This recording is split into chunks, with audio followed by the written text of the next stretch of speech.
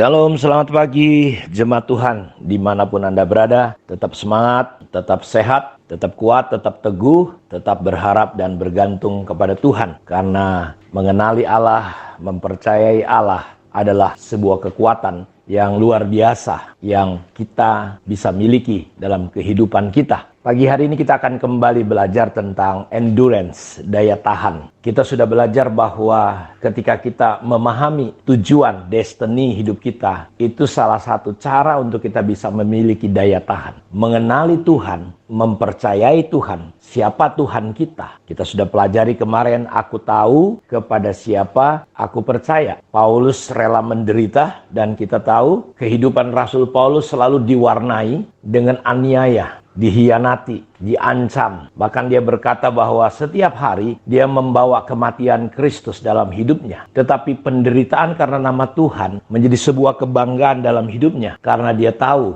kepada siapa dia percaya. Dan di hari-hari yang Alkitab nubuatkan bahwa dunia bukan bertambah baik, dunia akan bertambah sulit, akan ada gempa bumi, akan ada aniaya, akan ada penyesatan, akan ada kelaparan, akan ada sampar, bahkan ada tekanan-tekanan yang datang dalam kehidupan kita. Karena memang dunia sedang menuju pada kebinasaan. Dunia yang sekarang dipersiapkan. Kalau dulu dunia pernah hancur karena air bah, maka dunia yang kita hidupi sekarang satu hari akan terbakar, dibakar, disiapkan untuk api. Karena itu betapa pentingnya kita menyiapkan diri kita di dalam kekudusan. Menyiapkan diri kita untuk tetap berharap kepada Tuhan. Karena Yesus menubuatkan, apakah anak manusia masih bisa jumpa iman kalau dia datang nanti satu hari kelak ke dunia ini. Karena itu kita masih akan belajar dari sisi yang berbeda bagaimana caranya kita memiliki endurance, daya tahan dalam kehidupan kita. Rasul Paulus berkata kepada gereja yang ada di Filipi, sebab kepada kamu dikaruniakan bukan saja untuk percaya kepada Kristus, melainkan juga untuk menderita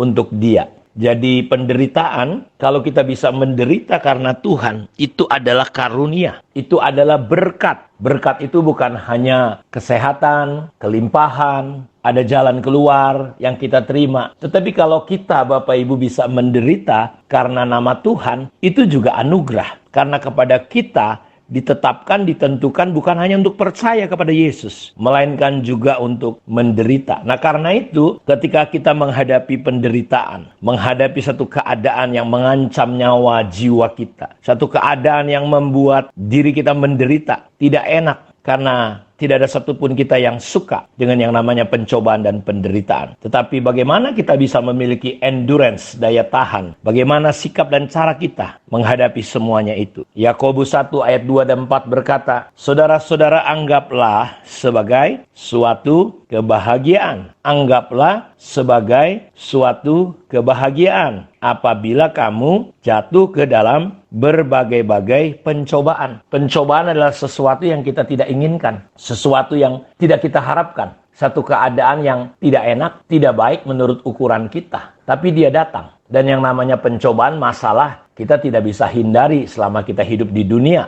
Hanya orang yang sudah mati dan pindah ke surga, karena hanya di surga tidak ada air mata, tidak ada persoalan. Tetapi selama kita hidup di dunia, kita akan terus dan selalu menghadapi yang namanya pencobaan-pencobaan. Tetapi saudara, kita harus punya sudut pandang yang berbeda, seperti yang diajarkan oleh Yakobus. Anggaplah sebagai suatu kebahagiaan apabila kita menghadapi satu keadaan yang menurut kita tidak baik, tidak enak. Sebab kamu tahu, jadi kita harus tahu bahwa iblis memakai pencobaan untuk menghancurkan kita, tetapi Allah memakai pencobaan untuk menguji kita. Kita lihat bahwa Yusuf, Daniel, Sadrak, Mesak, Abednego, semua tokoh-tokoh dalam Alkitab, mereka melewati yang namanya pencobaan, api pencobaan. Tetapi kita lihat bagi orang-orang yang memang mengerti prinsip tentang bagaimana level kita bisa naik, dia menganggap pencobaan itu sebagai satu kebahagiaan. Mereka tidak kepahitan, mereka tidak hancur, mereka tidak gagal, mereka tidak terseok-seok karena pencobaan.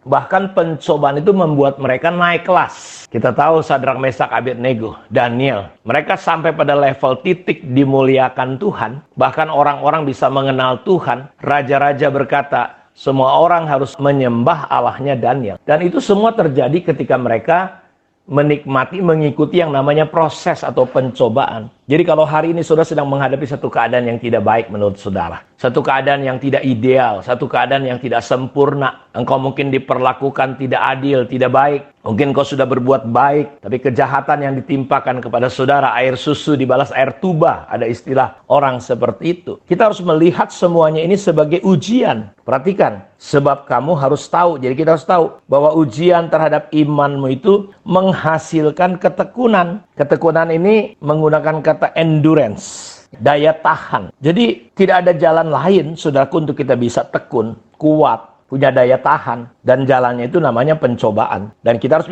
melihat pencobaan itu sebagai sesuatu yang menjadi sebuah kebahagiaan. Kenapa? Dan ketika kita memiliki ketekunan, daya tahan, kita harus membiarkan itu terus ada di dalamnya, setia, jangan keluar. Nikmati betul-betul. Dan biarkanlah ketekunan itu memperoleh buah yang matang, supaya kamu menjadi sempurna dan utuh dan tidak kekurangan suatu apapun. Jadi kalau saudara ingin komplit jadi orang Kristen, lengkap, saya beritahu, tidak ada orang tiba-tiba dewasa. Kuat dalam Tuhan tidak datang tiba-tiba. Itu melalui proses panjang. Untuk menjadi pemenang, menjadi juara, butuh latihan. Chris John untuk jadi juara dan mempersiapkan pertandingan yang hanya 15 ronde, 12 ronde. Dia perlu latihan ribuan ronde terus-menerus setiap hari. Padahal pertandingannya mungkin cuma 1 jam. 55 menit kali 12. Jadi nggak sampai 1 jam. Saudara lihat, 12 ronde kali 5 menit berapa? Tapi Chris John harus latihan. Semua para juara itu, saudaraku, mereka menikmati yang namanya proses. Nah, persoalannya banyak orang Kristen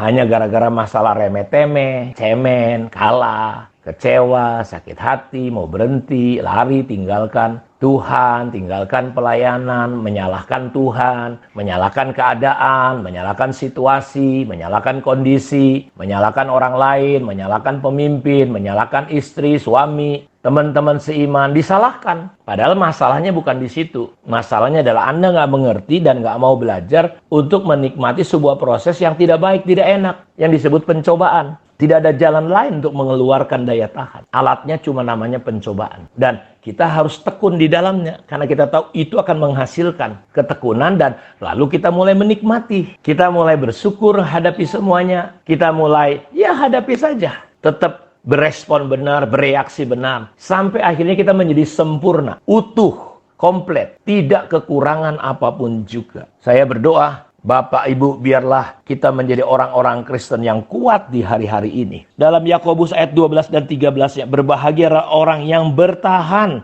dalam pencobaan. Sebab apabila ia sudah tahan uji, jadi saudara, kita perlu bertahan tekun menghadapi semuanya itu. Supaya kita tahan uji. Dan kalau kita udah tahan uji, dia akan menerima mahkota kehidupan yang dijanjikan Allah kepada barang siapa yang mengasihi dia. Karena itu apabila seorang dicobai, janganlah ia berkata pencobaan ini datang dari Allah, sebab Allah tidak dapat dicobai oleh yang jahat dan ia sendiri tidak mencobai siapapun. Jadi, saudara, ayo saya mau ajak saudara menikmati sebuah kehidupan. Di tengah-tengah pandemi, di tengah-tengah ketakutan, di tengah-tengah ekonomi yang gonjang-ganjing, di tengah-tengah yang mungkin keadaan tiba-tiba berubah. Saya mau katakan, ayo nikmati semua proses ini. Anggap sebagai satu kebahagiaan. Kita nikmati karena setelah ini akan ada mahkota. Hasilnya saudara komplit, saudara utuh, saudara sempurna. Kiranya Tuhan memberkati kita semua, tetap kuat, tetap menikmati proses, tetap bahagia. Apapun yang sedang terjadi menimpa hidup saudara,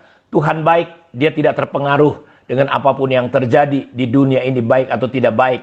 Situasinya yang menimpa saudara, keadaannya baik atau tidak baik. Saya mau katakan, Tuhan tetap baik. Karena itu katakan sama-sama, Tuhan itu baik. Mari kita berdoa. Terima kasih untuk firman yang sudah kami dengar. Kami mau belajar bersyukur dalam segala situasi keadaan. Mungkin ekonomi kami sedang bermasalah. Ada hal-hal yang terjadi dalam rumah tangga kami. Ada hal-hal yang sedang menimpa anak-anakmu. Tuhan, kami mau berkata, kami bersyukur untuk semuanya. Kami mau mengikuti prosesmu. Karena kami tahu di balik ujian ada mahkota. Di balik ujian lahir kekuatan, endurance, daya tahan yang membuat kami sempurna utuh. Tidak kekurangan apapun, menjadi dewasa di dalam Tuhan. Berkati, tolong, campur tangan dalam hidup anak-anakmu. Yang sakit hari ini, dalam nama Yesus aku berkata jadilah sembuh. Yang lemah jadilah kuat. Yang terikat jadilah lepas, bebas karena Tuhan ada penjagaan perlindungan Tuhan. Biar kami tetap menjadi saksi dan berkat di tengah situasi seperti ini ya Tuhan. Buka jalan sehingga kami bisa menolong orang-orang yang membutuhkan Tuhan. Dalam nama Yesus kami berdoa. Amin. Tuhan memberkati kita semua. Shalom.